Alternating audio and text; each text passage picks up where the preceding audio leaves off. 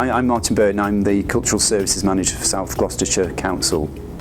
My name's Chris Lote, I'm a Library Supervisor at Emerson's Green Library. My name's Tim, I'm a very regular user of the libraries and I've used open access since it started.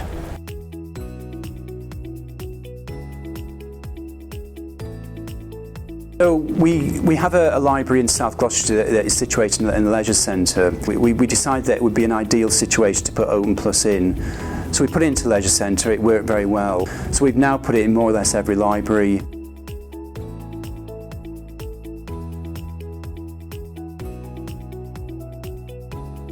People now have a choice. They can either come in when the library is staffed, and for some people that's the best option for them. They enjoy working with the staff.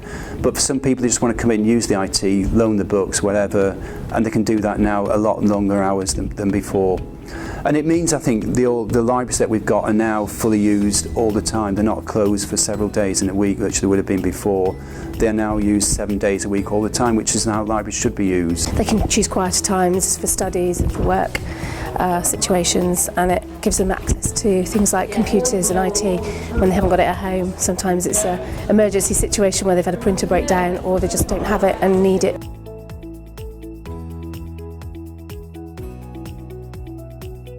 We've obviously worked with Bibliotheca before. We have our RFID kiosks in the library, and as an authority I think South Gloucestershire has always been looking at how can we make ourselves efficient as possible and deliver a service.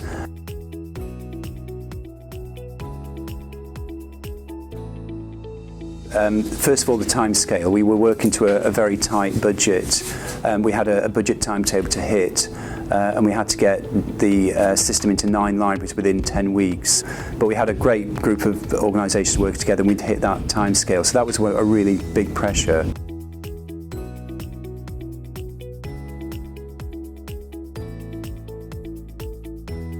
Yes, before it came in we were kind of sceptical about how difficult it was going to be and if it was going to be too complicated for people to understand, but it's been straightforward. I don't think we've had anyone who's had any real issues using it. We've got older people that are using it on a regular basis and nobody's said that they find it complicated. Speaking personally, yes, I do find it easy to use. It's easy to get in through the doors and then it's just use the library as normal as before. And then we did a survey as well. We wanted to find out those people using it, what did they feel about it, and 74% of people who'd used it would recommend it to a friend, and that was really good feedback for us.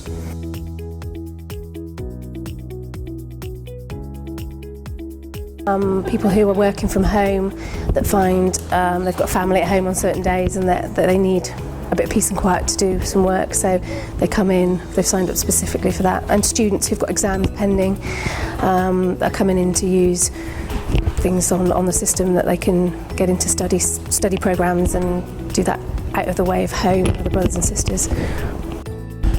It means that I can use the libraries at a time that's convenient to me. That's particularly good in the evenings and at weekends, and also the days when previously the libraries were closed during the week. I think the challenge is now how we get more people using it. We want to now target people who perhaps never thought of using a library, predominantly because of the opening hours weren't convenient.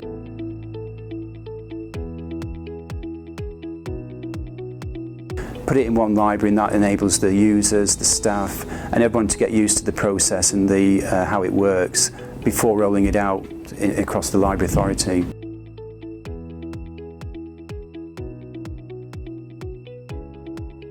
I think first of all make sure you've got all the key councillors, you've got all the key people within your authority on board. I think, as I said before, put it in one library first, get your policy sorted out, and that enables you to roll it out a lot more easily across the authority. And the other thing, don't underestimate the cost. It isn't just the Bibliotheca software, it's the building costs as well. You need to factor in all the cost of the project before you decide to do it. Look at your communication and constantly review it. We went through several stages of saying, have we got the notification right? Do people understand it? We talked to users a lot and saying, do you understand it?